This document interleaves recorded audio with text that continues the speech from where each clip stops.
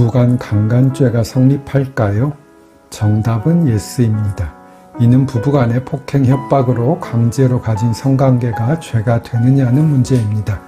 인정하는 설은 아내가 강간죄 대상에서 제외될 법률상 이유가 없다는 것이고, 부정하는 설은 부부가 실질적 혼인관계에 있다면 강간죄는 인정해서는 안 된다고 합니다. 어떤 설에 제가 동조하는지는 변론으로 하고, 대법원은 2013년에 부부간의 강간죄가 성립된다는 전원합의체 판결을 내놓았으므로 그 결론을 기억해 두시는 게 좋겠습니다. 저도 이번에 알았는데 부부간의 강간을 인정하는 나라는 영국, 미국, 프랑스, 독일 등 8개국이라고 하니 그리 많지는 않네요. 반면 일본은 아직 부부강간을 유죄로 인정한 판례가 없다고 합니다. 내가 남과 하는 대화를 녹음하면 처벌받을까요? 정답은 노입니다. 예를 들어 A가 자신과 B와의 전화통화를 녹음하거나 자신과 B와의 전화통화가 아닌 대화를 녹음하거나 아니면 A, B, C 3인 간의 대화를 녹음한 경우는 처벌받지 않습니다. 즉 자신이 대화자로 참여하고 있다면 죄가 되지 않습니다. 다만 자신이 참여하지 않은 대화를 녹음한다면 통신비밀보호법 위반죄로 처벌받겠지요. 따라서 죄가 되지 않는, 즉 자신이 대화자로 참여하는 대화를 녹음하는데 굳이 그 사실을 알려줄 필요가 없습니다. 그것을 알려주지 않아야 상대방은 녹음 사실을 모르고 자신의 진심을 얘기할 수도 있기 때문이지요.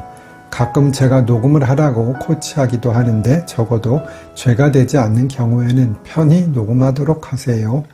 사실 이혼 소송을 하게 되면 상대방의 불륜 등에 대한 증거를 수집하기 위해서 약간의 범법 행위는 그냥 저지르는 경우가 많습니다. 물론 이런 종류의 범죄 행위는 아주 중죄가 아니니 유리한 자료를 찾아낼 수 있으면 이런 죄 정도는 처벌받아도 감수하겠다는 생각도 이해할 수는 있습니다. 예를 들어 불륜 등을 잡기 위해서 지난 쇼츠에서 말씀드린 통신비밀보호법을 위반했다면 실형이 나오는 일은 거의 없을 거고요. 벌금형이 대부분이겠지요. 또 남편의 이메일 아이디와 비밀번호를 알고 있으면 이메일을 보기도 하고요. 남편의 공인인증서가 있으면 은행이나 증권 거래 내역을 보기도 하고 우편물이 오면 그것을 뜯어보기도 합니다. 물론 안 걸리면 괜찮겠지만 걸려도 크게 처벌받지는 않을 겁니다. 결국 그 부분을 저울질해서 더욱 유리한 방향으로 결정을 해야겠지요. 저는 업무용 휴대전화를 따로 쓰지는 않습니다. 그리고 상담을 하게 되면 제 휴대전화 번호를 상담하시는 분들께 공개를 합니다. 물론 선임을 해주시는 분들도 당연히 제 휴대전화 번호로 아시게 되고요. 다만 유튜브의 정보란에는 제 실제 전화번호가 아니라 가상 전화번호 010-8677-6960이 적혀 있습니다. 그런데 제가 실제로 전화를 드릴 경우에는 010-0333으로 전화를 드립니다. 그러니까 제 가상 전화번호가 아닌 번호로 전화를 드려도 꼭 받아주세요. 상담 예약을 하시는 방법은 여러 가지가 있습니다. 영업일 영업시간 내라면 저희 사무실 026011-0330으로 해주시는 게 제일 좋고요. 저희 직원들에게 상담 내용을 간략히라도 말씀해 주시면 그것이 제게 전달되게 되어 훨씬 편합니다. 다음 쇼츠로 오세요.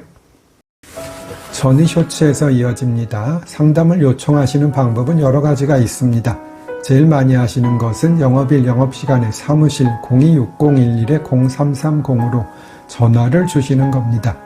두 번째로는 만약 영업일이 아니거나 영업시간이 아니라면 사무실에 사람이 없을 수도 있으므로 물론 제가 있는 경우도 꽤 있습니다. 제 가상 휴대전화 번호인 010-8677-6960으로 전화 주시면 됩니다. 그리고 세 번째로는 제 이메일 서휘로@gmail.com으로 이메일을 보내시는 것도 괜찮습니다.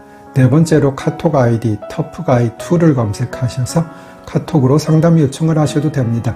아주 가끔 이렇게 해주시는 분도 없지는 않습니다. 이상의 네 가지 방법으로 해주시면 됩니다만 가장 좋은 것은 첫 번째 또는 두 번째 방법입니다. 제가 성심성의껏 상담해드리고 있으니 편히 연락 주세요.